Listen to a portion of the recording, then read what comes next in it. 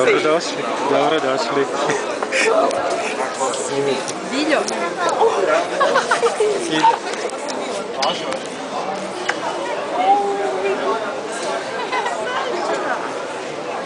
Ilija, jesi ti te ovo? Ilija. Kako da sam te upoznala? Meni.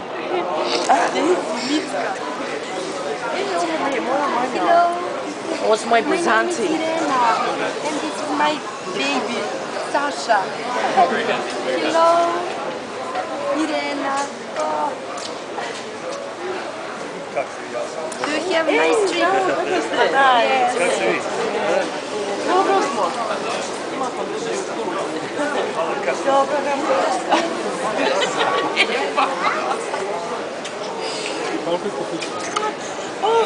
Pa juče ujutro. Boga mi, evo biti sada kod nas je 6 ujutro. Ja. Vidi Ilija.